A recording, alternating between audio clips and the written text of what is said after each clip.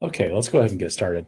Good morning, everybody. My name is Stephen Jack. I'm the Director of Customer Success and Digital Strategy here at BuildingPoint Midwest and Gulf Coast. Thanks for jumping on this morning for our free webinar, How to Manage Healthy Cash Flows. Today it's going to be presented by Mike Brzezinski, who is the Director of Business Development for BuildingPoint Software Consulting. I'll go ahead and just turn it over to you, Mike, and get started, and let's have a good morning. Thank you, everyone. Thanks, Stephen. And hey, good morning, everybody. And yeah, thank you for being here. So let's just jump right in. Cash flow.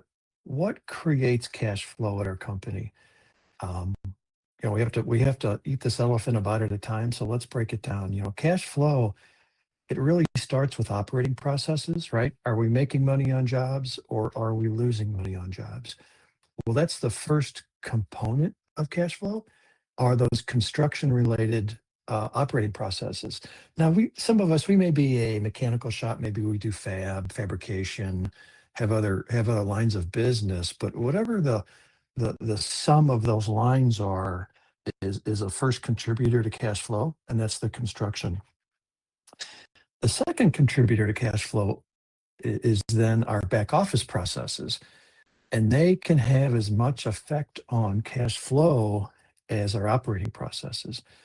So the things we do in the office, and I'll explain that more when we get into some more detail, but they include like billing, collecting, paying bills, things of that nature. Other sources of cash flow, well, financing. And financing sources are, we went out and bought stuff. All right, we bought construction equipment. We bought software, we bought construction ERP software, etc. And then another source is equity. While not as common, that is a source of cash flow. And that's basically the owner or owners putting more capital into the company. That is another source of cash flow. So when we're talking today, we'll be thinking about these areas that can contribute to cash flow. And that's how we manage. We break it down into manageable pieces, like anything, right? No, don't leave. This is a statement of cash flows. I worked as an auditor back when I got out of college. 83, I went to work as an auditor in Branson, Missouri. A lot of development going on there. And part of what we did was we issued these statement of cash flows. What bothered me about this report was it's too accounty, it's too techy. I think by and large we lose the story that it's trying to tell us, and that's what we're going to break down today. Talked about breaking the elephant down a bite at a time. This is the elephant, and we're going to talk about how to break it down to manage cash flows. So this comes out, if you do an audit or review, this is a standard part of that reporting package, and and your accountant may do this for you offline. But what this thing is telling us, trying to tell us clearly and concisely is, all right, our net income for the 9 months ended in September, it was 4.7 million. All right. And then as an owner, I'm saying, all right, wait a minute, wait. Our checkbook only went up 2.4 million. And with a couple of F-bombs and other fun words, what is the difference? And that's the world we live in as owners, is explain that to me. I have to move on to jobs or to whatever. And that's what this report does. So to do that, think about the difference between net income and what actually hit the checkbook, increased cash, as falling into one of three buckets. All right. Let's do the easy ones first. All right. Well, we made 4.7. One would expect that to be cash in the bank, right? Well, maybe we bought some stuff, and that's the investing activities. We bought some construction equipment, and we bought some software. Well, that came out of the checkbook during these 9 months. So part of this 4.7 was used to buy stuff, so that reduces what hits the checkbook, right? Boom, there it is. End of story. Really doesn't need any more conversation. 9.9 times out of 10, and I'm saying this as an owner, oh yeah, I forgot about that. Well, this is this stuff. This is the kind of stuff that keeps us up at night. So yeah, okay, I remember I bought those things. It came out of this period's cash. And then also, if we've got debt, we're making payments on it. So the interest portion of those payments, it's hitting the P&L. It's coming off of net income, but the principal portion is not. It's coming off the debt on the balance sheet. So we have to reduce net income for those principal payments too. We're paying people back. All right. We bought some stuff. We're paying the bank back. That came out of this period's cash. Okay, simple enough. The nut to crack and the way or the place that we can manage then, and this is a lot of what today's about, are these adjustments to get from net income from cash. I'm sorry, net income from operations to cash.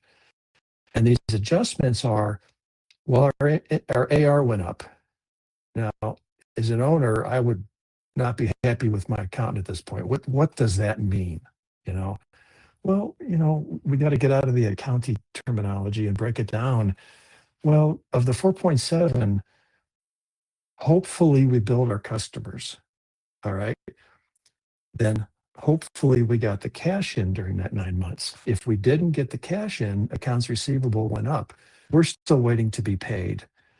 All right. That I can understand. Okay.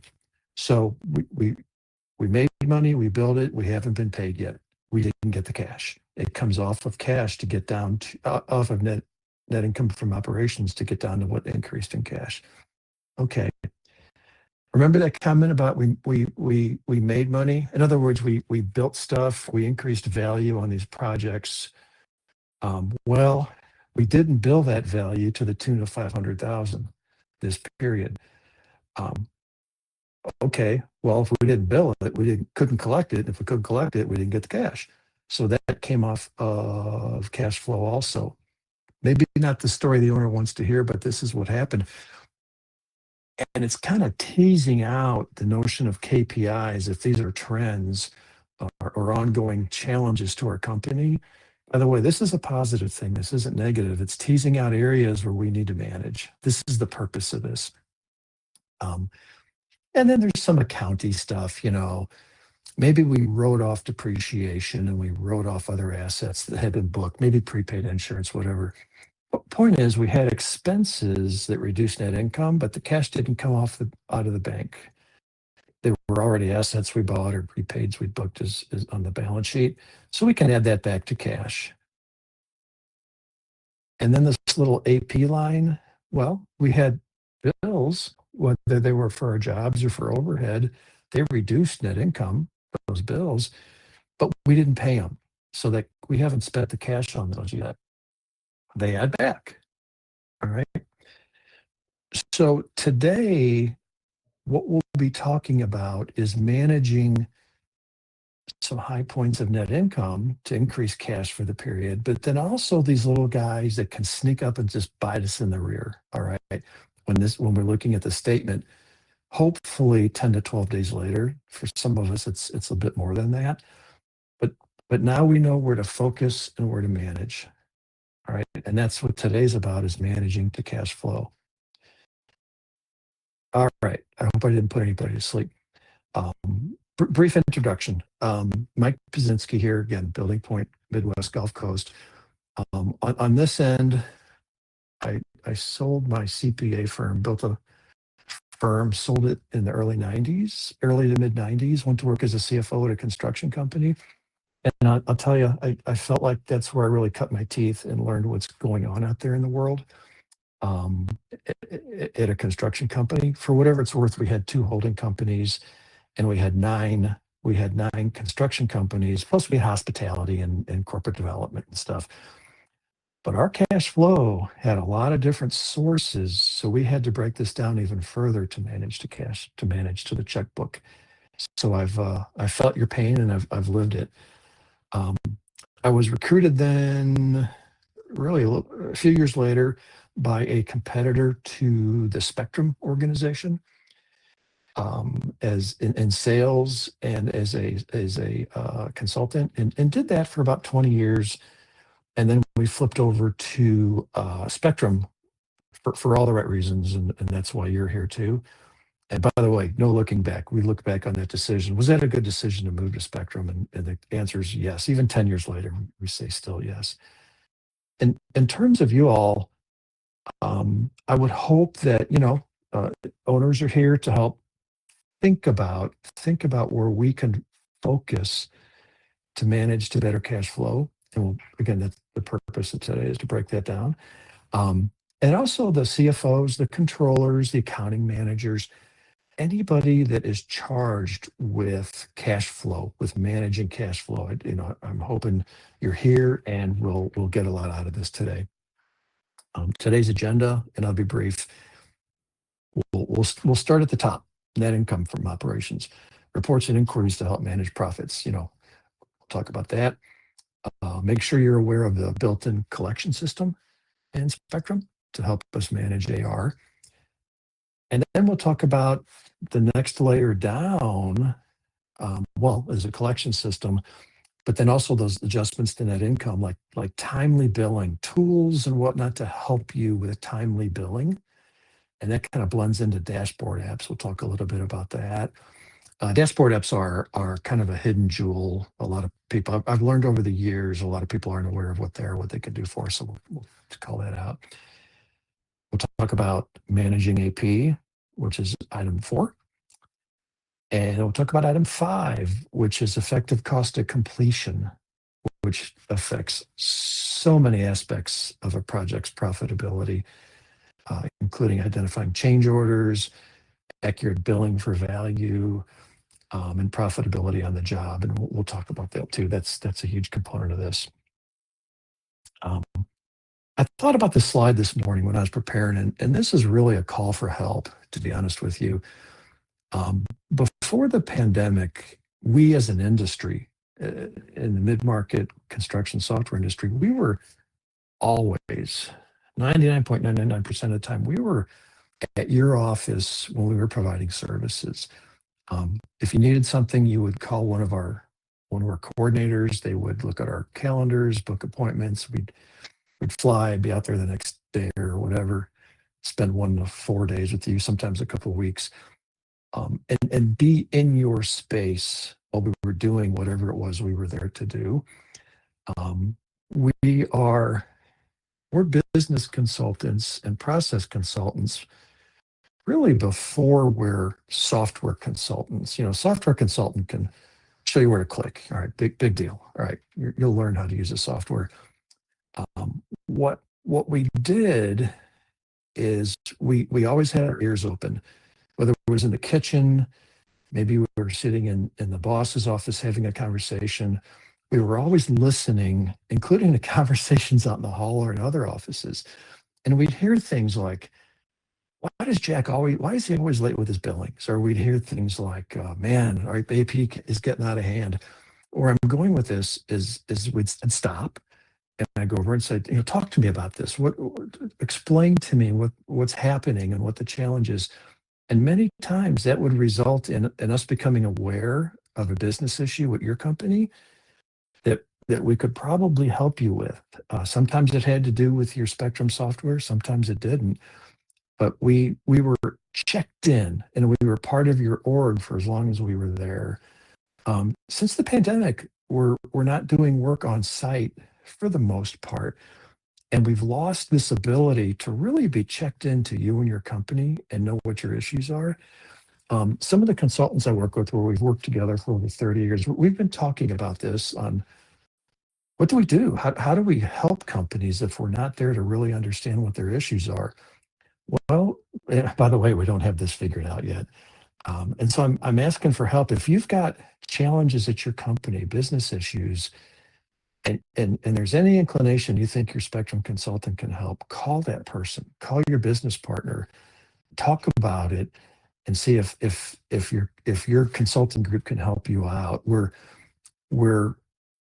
There's a gap between the value we can provide and help you solve business problems and actually what we're doing today. And so I'm asking for help here. Help us to help you.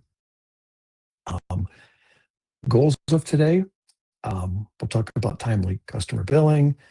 We'll talk about managing your vendor subcontractor AP payments. I'll make you aware to find days to pay, so you can look at a customer and know what their average days to pay are. You have to know that.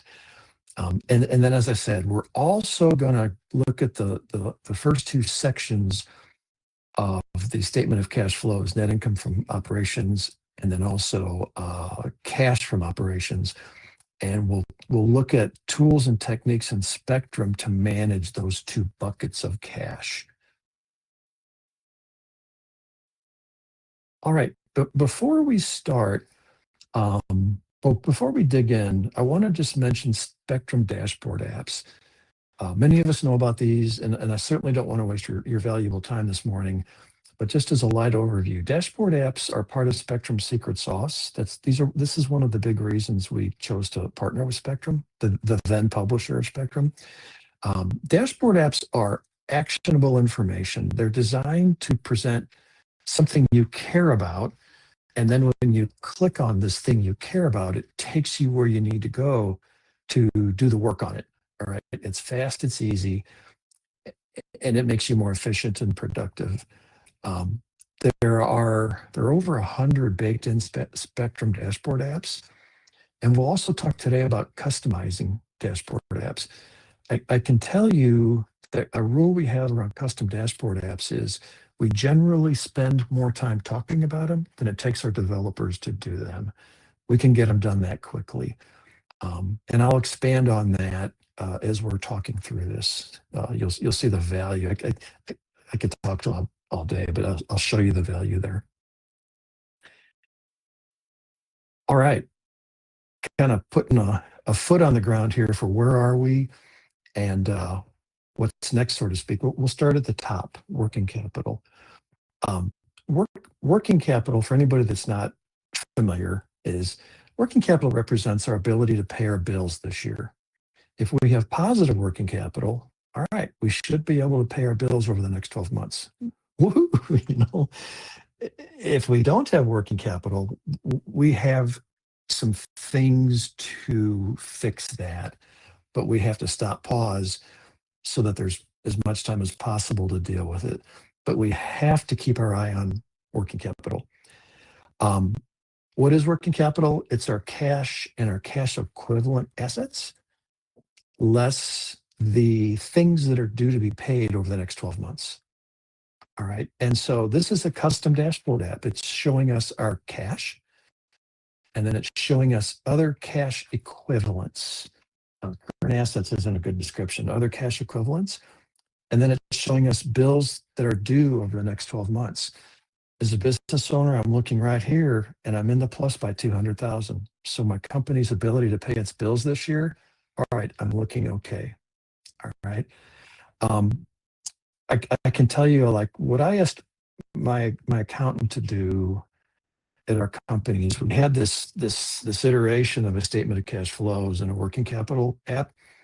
And what I really liked about it, it was one page. It was easy to look at. It told me what I needed to know quickly with a lot of white space. It was just easy. It was basically an abbreviated statement of cash flows, the things we could control, and then my working capital. Okay, my company's working capital. But this is an example of a custom Spectrum dashboard app that can be on your Spectrum window when you open Spectrum. So it's one of the first things you look at every day. How are we doing on cash? Boom, right here. And our eyes probably go to cash first, and then the working capital second. But that's, however you choose to look at it. But that's an advantage of a Spectrum dashboard app, is it can kind of zero in on KPIs or things you want to monitor day by day. When you click on one of these items, we can tell the system where to take you.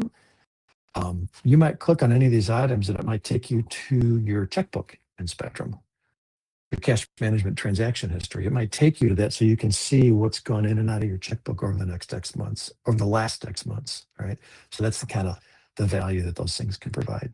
And it's very, very, very cost effective. This dashboard apps, and by the way, now we're thinking about that statement of cash flows and how to manage that top number, net income. And then underneath that, adjustments to get to operating cash. This one's showing us our cash flow by job. Now, he's baked in your system. You already have this, all right? But it's a quick way for you to see my jobs that are either positive in cash or negative in cash. And I can tell you as a business owner, okay, these are great. I'm really appreciating these and need to recognize those who are controlling this. But the one that's negative, let's fix that. Tell me what's being done about that to fix this, whatever the problem to solve is. Okay. Incidentally, on this one, when you click on it, it takes you down to the job analysis screen that we'll be looking at. So you already have this. All right. Incidentally, depending on what's important to you, we could do this by line of business or cost center. It could summarize by line of business or cost center first, and maybe when you click on it, you drill down into by job within that line of business or cost center, or maybe it's by PM. And then you drill down to the PM's job. So that's really up to you. But that customization, again, it can be done, and it's very cost effective if you're interested. But the one we're looking at is baked in. Job profit fade is something that you already have also. All right. You've got 2 bars per job, right? So here's our jobs. The first bar is the original income, the original estimated profit. The second bar is the current profit. All right. So obviously this FP1 looks like a problem child, and I'd want to know what's going on there. And actually, I'm in my company, I'm concerned right now. I really don't have any jobs where change management has provided more profitability to me. And if that's important to my company, there's more to this story, all right, that I'd want to dig into. But boom, I know that instantly by looking at this. There are no jobs where current profit exceeds the estimated profit.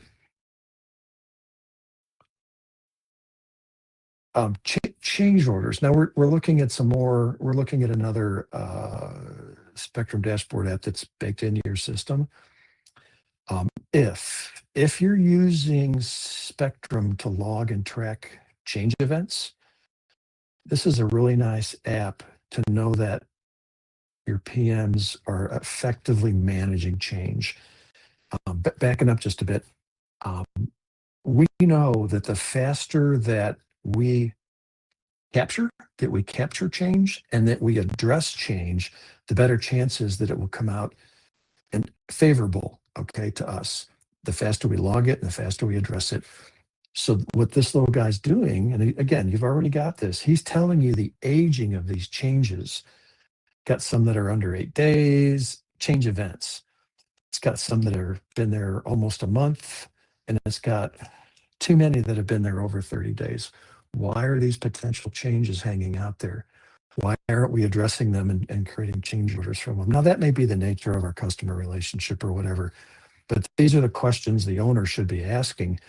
And the beautiful part about Spectrum or project side is this is transparent. In other words, managing change is in the system, and you should be able to look at this information anytime, any day to know that it's being managed. Again, changes affect, obviously, profitability on the job, which affects cash flow. And it affects cash flow also if we're not billing a change, we're not getting the cash from it. So it's got a big effect on cash flow, obviously.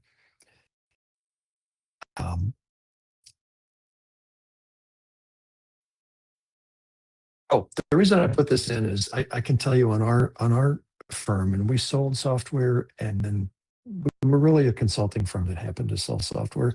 But I can tell you on our side, we struggled with a way to capture potential change that included potential change in dates, potential change in cost, and potential change in quality. I've felt your pain. I've lived it. I felt like we never really had a good system to know if I looked at a project at any time what the potential was for change in date, cost, or quality. Back to that one transparent system. And I'm kind of a firm believer in a policeman in this area to make sure it's reasonably thorough. Perfect is probably pie in the sky. But just want to let you know I've been through that and feel your pain there.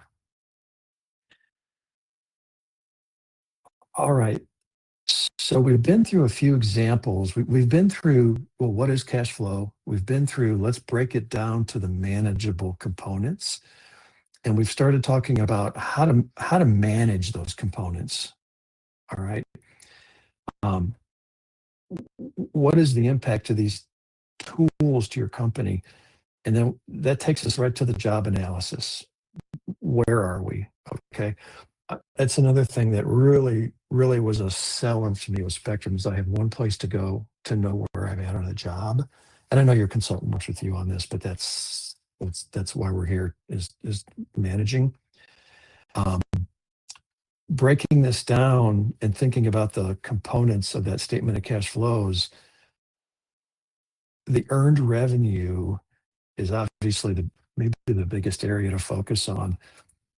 On this particular inquiry, it's showing us what we've earned, in this case, $395,000. It's showing us if we're over or under billed at any point in time. Nobody has to do any work. You can look at the screen and know instantly, am I effectively billed out? And then it's showing us what my cost to complete is and my percent complete. Critical pieces of information. All right. Earned revenue, by the way, and this is important for anybody relying on this information, it's important to know when you set up a job based on your price type, the earned revenue calculation is defined. Now, it can be changed, but we run into a lot of new clients that aren't aware of this and the effect on, well, them knowing what to bill and profitability on the P&L. Cash flow, knowing what to bill. So just real quickly, if your price type is fixed, if it's fixed price, earned revenue is based on percent complete, which is your cost to date divided by your projected cost. Okay, cost to date divided by projected. That times your revised contract is your earned revenue. Okay. If you are either, oh, by the way, that applies to unit-based contracts and to fixed price. If you bill T&M, now not cost plus, but if you bill T&M, your earned revenue is what you've billed and posted through T&M, and any unbilled costs that are in T&M, that's your earned revenue. And that just makes sense, right? It's all the cost, marked up times the rates, done whatever. That's our revenue. And then what we bill, of course, comes off of that, and the difference is over or under billing. If you're a cost plus contractor or you've got cost plus jobs, your earned revenue is cost times an average markup. Maybe we mark up labor so much, we mark up material so much, subcontract so much, equipment so much, and the average is blah, blah, blah, weighted average. That average defines your earned revenue, and you can set that job by job. Okay. So that's what's driving what we've earned, whether we're over or under billed and our percent complete. And a quick tip and trick, when we're looking at this screen, as well as other reports in Spectrum, there's this little preferences button up here. He's got options to include unposted accounts payable invoices as well as payroll, so that you've got real-time costing. You've got real-time job cost in there. He's also got an option to include commitments in your job-to-date cost. The concept of anticipated cost. So your cost will be cost you've incurred and it's been booked, whether it's posted or not. But maybe you want the cost of PO balances and balances of subcontracts to be in job-to-date cost. So what does forward-looking as it possibly can be? Well, you can do that. There's a button in there to include commitments. And then also, if you contract a lot of your self-performed labor, and rather than doing it in-house on this job, we've got to pull in a contract crew. You can include their hours and basically lump them in with your other labor hours, so that if you're looking at productivity or whatever, or just total labor hours on a job, you've got that. So you can do that with contract labor hours also by settings in here. A lot of people aren't aware of that, so thought I'd mention it. Cash flow. The contract status screen is a good indicator of trends. Is a project manager controlling the financial aspects of the job? And by the way, I don't mean that negatively. That's an opportunity. If we see a lot of variation, it's an opportunity to visit with the PM, find out what's going on in a line management style in a non-threatening way, and help that person. Maybe they don't know what their billing should be. Maybe the accounting's not coordinating with when costs are posted. It could be a gazillion things, but it's an opportunity to go fix it. But the screen is a powerful indicator of trends. One is the gross profit. Is our gross profit relatively constant? And if it's not, can we explain why? Okay. 9 times out of 10, it's a change event. And as long as we can explain that, and the change event has both cost and billing, if we're going to bill it, this is good information to know. Sometimes we're looking at this and GP went down and we realize there's a change in there that doesn't have the billing part on it yet. Maybe that's not even been discussed yet and we're doing the work. That's what this can flush out. Obviously that affects cash flow. The other part is trending and over or under billing. We're never going to be spot on with billing. So when this job's being billed, is it reasonable, the swings back and forth of under and over billing? Or are we seeing wide variations, big swings in these numbers? And we know there's an issue somewhere. We've just got some questions to ask and we've got to work with people. And something, as a company, I said to people, and that's not fair. It might be our processes that have been set up, and maybe the people aren't totally set up for success. That by the way, being on site to hear about these things and dig into what's really happening, that's kind of what I was talking about, is need your help to understand where there are issues so that we can help if at all possible. Got to go down, not up. This job analysis has a quick view into job cash flow. Boom. I would not want to be on a Thursday job meeting with negative cash flow right here. That would not look good, especially if I couldn't explain it. And so if I do have negative cash flow at that time, I need to be able to explain it. And you have an opportunity, you've got visibility to it. You should have time to go check it out and find out why, so that can be presented front and center along with the plan to turn it around. What's the value of that, the cash flow, or the people who affect it knowing about issues as quickly as possible so they have time to fix it? That's a wonderful way to manage cash flow. We've also got contract control on the lower left. Starts with the original contract. Below that, then, the executed changes. I look at executed changes like, maybe it's the 6th inning of a baseball game. This is what happened in the first 5 innings. I have no control. It is what it is. Whereas approved changes, if that's a big number, that to me is a yellow flag. Approved changes typically are, we've got change events in our system. We're doing the work, but we don't have a signature or a change order yet. Risk. Okay, so if that's a big number, the CFO in me comes out and says, wait, what are we doing here? Talk to me about how we're going to lock this in to make sure we get paid. In other words, a change order. Proposed changes down below that 30,000, those are opportunities. I'm watching that number also, and say we're a specialty sub. Maybe we do metal work or we do finish work or whatever, and sometimes we have to pre-order materials.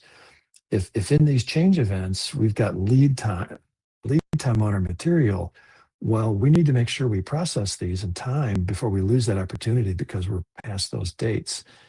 By the way, I hesitated because we're having we live near Branson, Missouri. We had a lot of hail damage, and somehow my wife took that to mean we can get a new front door, and it's special order, and it made me think about that. So I'll keep going.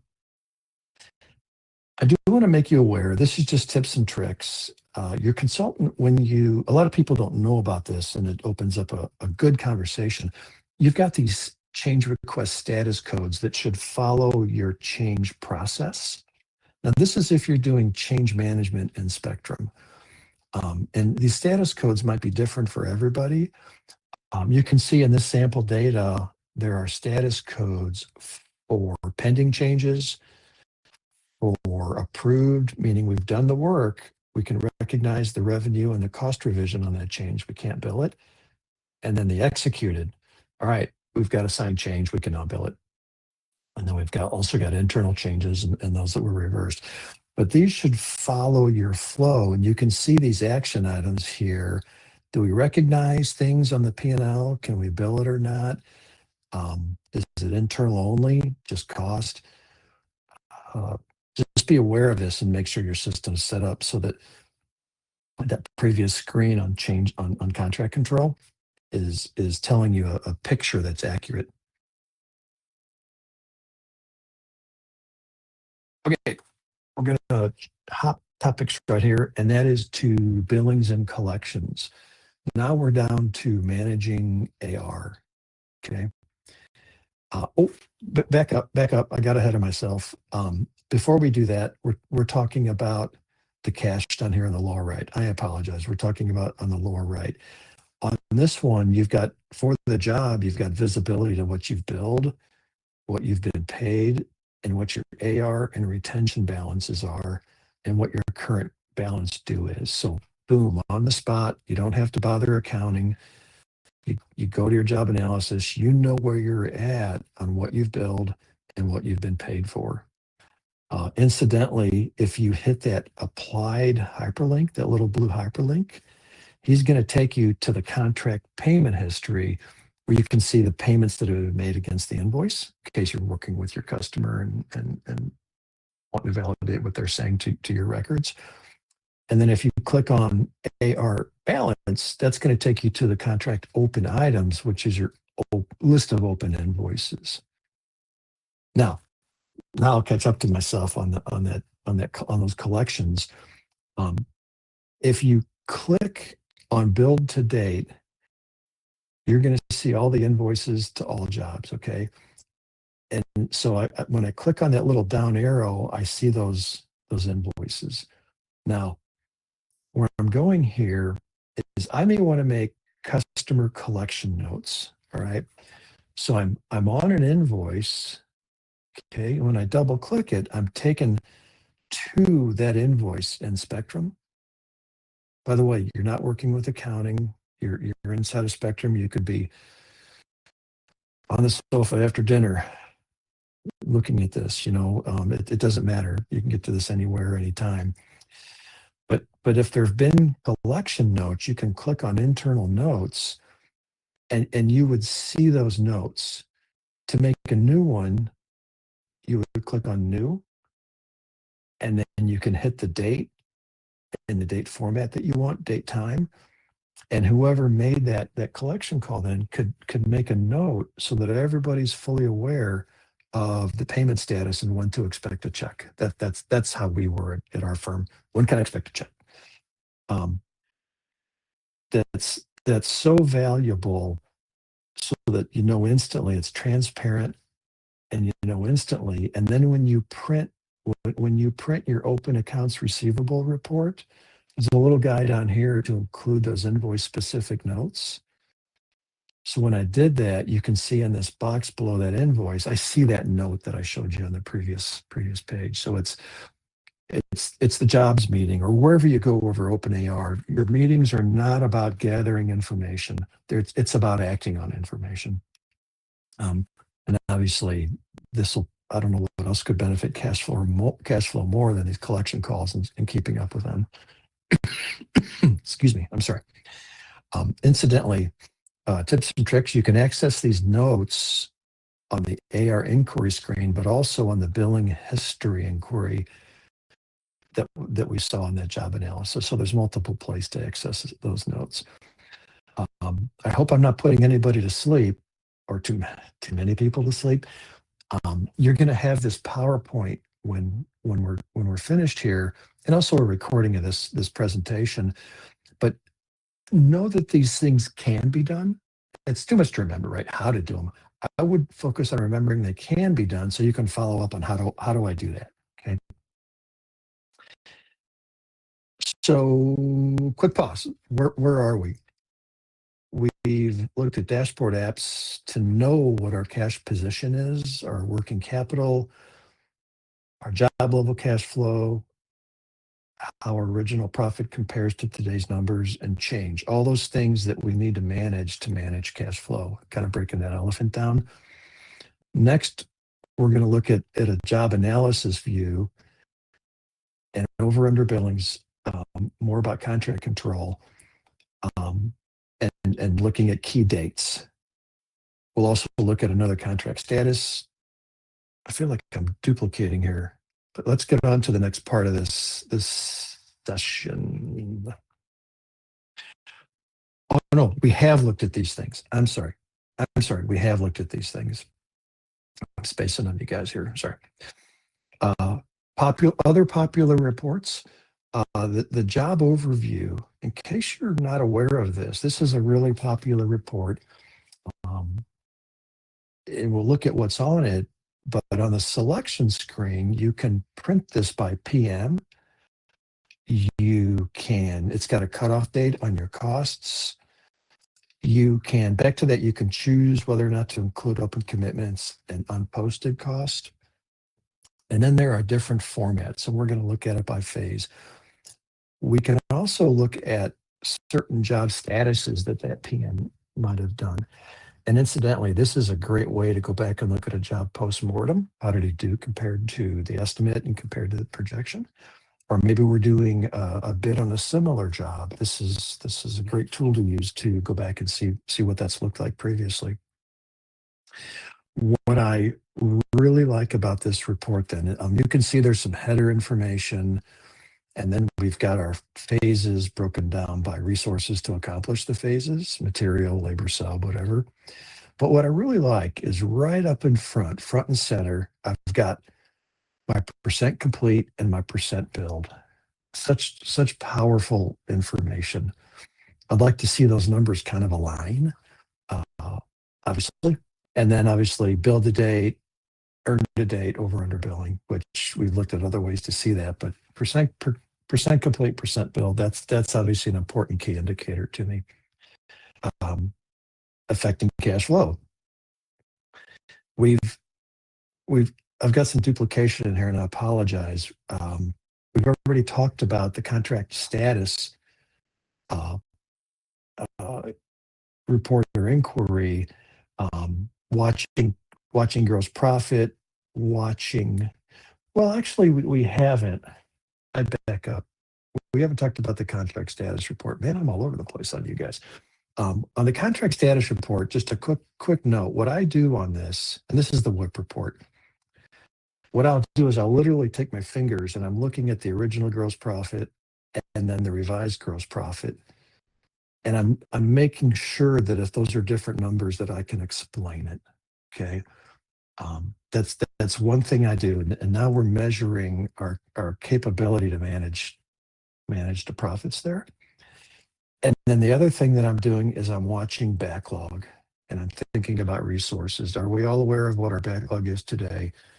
And are we all planning for resources for whatever that timeline is? So both very strategic thought processes for the future, for managing profitability now and seeing if we've got to deal with something, and then for strategic thinking around resources. And that's the WIP report or the contract status report. Both of those obviously can affect cash flow. Moving over to timely billing, we're going to shift gears here to timely billing. And in the next few slides, we'll do that. We've already talked about the price types and Spectrum, fixed, T&M, cost plus or unit. All right. I do want to make a quick comment. When let's say that you've got, and this affects cash flow, say you've got a fixed price job, a contract job, and we do T&M change orders. We we can deal with that in Spectrum. We can tell the phase on that job, hey, don't use the job default for billing. Use a different price type. And so maybe I've got certain T&M phases that'll be billed time and material, whereas everything else is billed fixed price. That just kind of know that that can be done. I won't go over that process, but just be aware, okay? Obviously, that affects cash flow. Are we effectively billing out T&M change orders? Okay. We've got a variety of Spectrum dashboard apps to make us aware of issues with that timely billing. In this one, and I just wanted to give you some examples. What I would hope here is that this makes you think, right? Think about your company and where things can be improved. This one is baked into the system. This one is telling your PM, and this is a baked-in workflow, a workflow that hits a certain app. And just know that this can be done. And if you're interested, talk to your consultant about it. But this can kind of ping your consultant, hey, this job, FP1, that next draw is due in 24 days. And it'll provide like a countdown so that that person's aware of when that next draw is due. And they can prepare for that, be prepared for that to get that draw out. We get the draw out timely. All right. It can be reviewed and adjusted or whatever, hopefully more timely. Point is, it can be finalized and hopefully get paid more timely, which affects cash flow, right? There are a couple of other dashboard apps that we've done that are custom. On this particular one, the customer, I spoke to the owner and he was telling me the way he thought and really wanted to manage. And what he wanted to know was jobs that have not been billed in the last 25 days or whatever it was. Okay. So he knows he's got 5 days left to get caught up. And so we did just that. We made a Spectrum dashboard app that shows that person very simply, these are the jobs that haven't been billed in 25 days. You might want something different. You might say, I want anything that hasn't been billed in over 30. Maybe that's important to you. Not a problem. That can be done. And again, with these custom apps, we'll spend more time talking about them than it'll take us to do them. Okay. But I would be thinking about is there anything we can do to help there so that's not the thing you wake up thinking about in the morning? How far behind am I in billing? On this particular one, what this company wanted to see was any contract billing that has had costs in the last 30 days and hasn't had that next billing. Maybe they were having, I don't remember, maybe they were having trouble closing out jobs and they had trailing costs that weren't getting billed. The owner wanted to know about these. So I want to see jobs with costs in the last 30 days that have not been billed. Not a problem. Let's talk about it, make sure we understand and get that information to you. Similar but different with some other custom apps. Back to timely billing, which of course affects cash flow. In this case, the owner wanted to know simply what the costs were since the last billing. Okay. So we just had a dashboard app listed the jobs and the costs that had accumulated since that last billing. What we did, and I didn't put this here, there was a tooltip we did. When you hover over, it told you on the tooltip what the date of that last billing was. So we threw that in too. Hoping that'd be good, valuable information. This one's kind of big. This is saying, how much T&M do I have? And this is a custom one we did. The owner, we came into a new project and optimization, realized there was all kinds of unbilled T&M. The owner wanted a quick app on what is my unbilled time and material? What's hanging out there we're not billing? And so we did a quick app to show the owner job by job by job, what is unbilled on T&M jobs. It sounds simple, and for the technical people it is. The challenge was making sure we knew about it and we understood so we could help solve the problems. Real briefly on work orders, and I'm watching the clock here, on work orders, for anybody that's got a service department, Obviously, the name of the game is kind of twofold. It's getting your service tickets billed out timely, but then also effectively closing work orders so that you don't have hundreds or thousands of work orders clouding up the list and people lose track of what they need to bill. And we've come into new accounts where that's the problem to solve. So if you've got a service department, this is the way that Spectrum can handle that. And it all surrounds the work order log. Okay. What the way Spectrum is designed to address this is to filter that log based on the dispatch status. So your consultant and you would have set up dispatch status codes based on your work order processes. I think I got too far ahead of myself. Based on your work order processes. And you might have a work order status that's called build. Okay. Well, the idea is on that log, filter it so that it excludes or includes the work order statuses that you're looking for. In other words, those that haven't been billed. Okay. And then the beauty of it is you can set that up as a save selection so that that's all that you see. Now, in this case, I have a dispatch status code called ready to bill.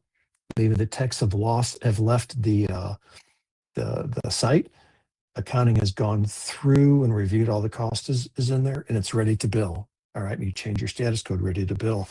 In this case, the biller has a nice, easy Spectrum view, Spectrum log. You already have this. We've set it up as a save selection called ready to bill.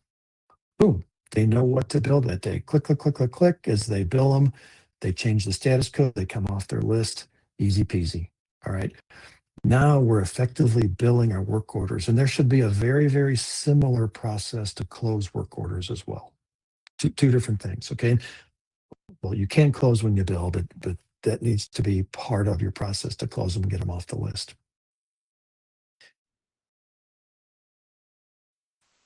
Okay. Quick bit about managing contractor payments. I guess this came in 6 or 7 years ago, pay when paid. And for anybody that's not familiar with it, Spectrum has a pay when paid feature. It's going to look at your AP invoices, your subcontractor applications for payment. And if two things exist, it's going to throw them into a pay when paid cycle. If the job is marked as pay when paid, and if the vendor is a pay when paid vendor. So this keeps maybe your material people from not being thrown into that process if that's the way you operate. But first things first, mark the job and the vendor as pay when paid.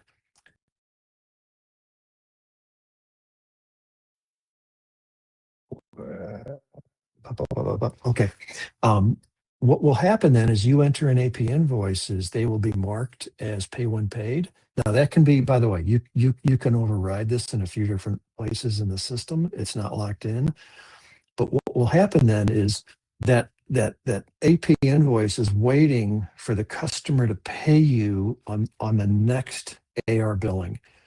So if your customer invoice came in on October 1, if your vendor invoice came in on October 1, and your customer was billed on the 20th, it's waiting for that customer's invoice from the 20th to be paid. When that cash deposit is posted, it will release that vendor or that subcontractor invoice so that you can then pay him.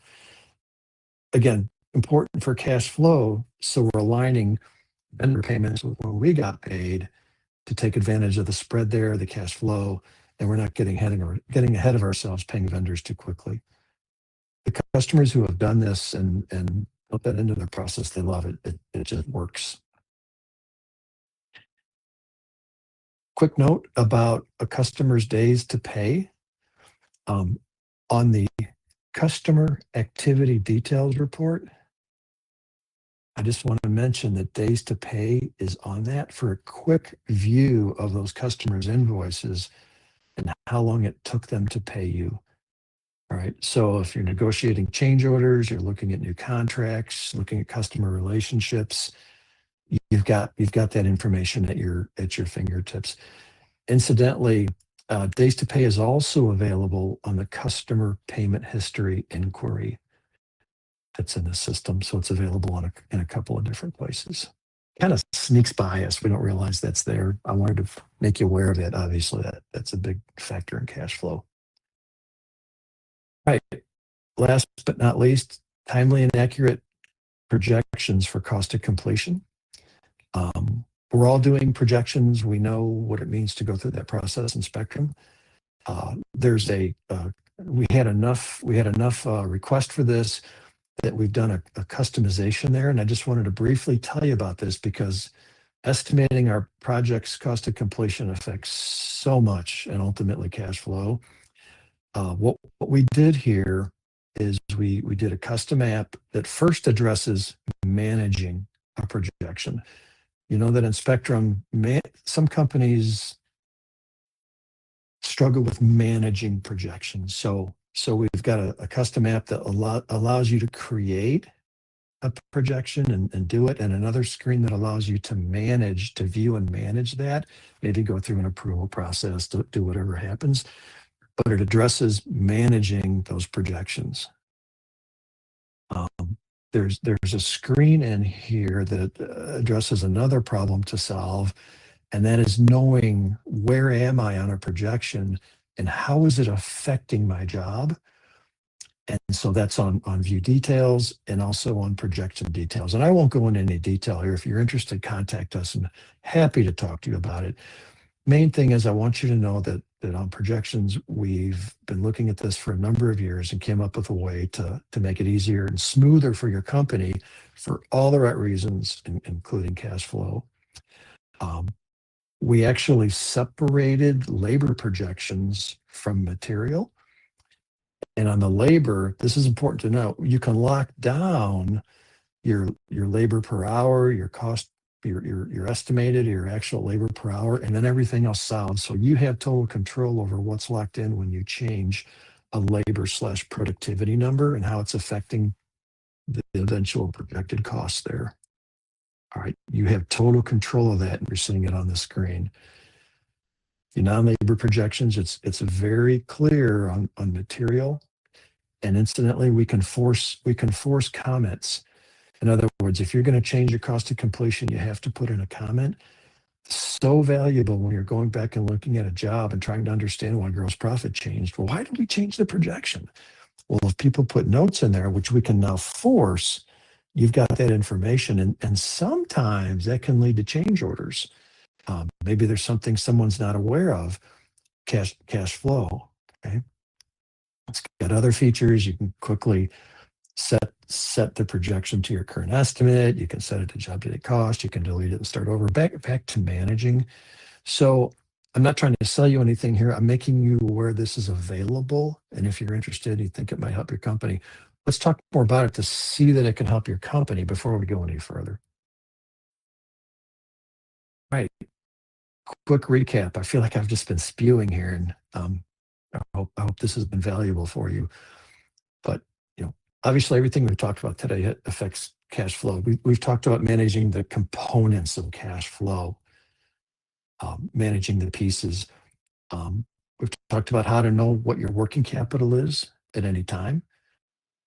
We've talked about how to look at your collection notes and what's happening with old outstanding invoices.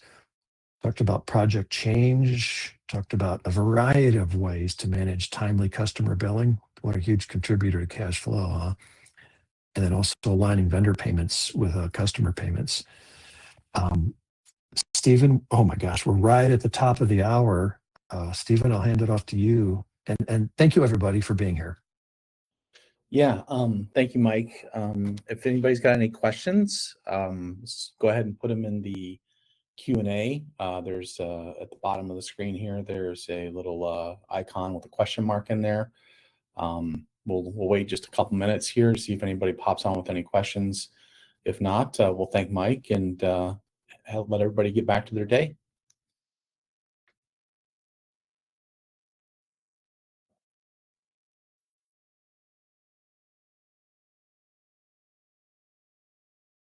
Yep, not seeing any questions, Mike, so we'll go ahead and wrap up. Thank you. You guys. Thanks. Oh, wait, hold on a second. Wait just 1 second here. There's a question here. Yes, Luis, we will send out a copy later today.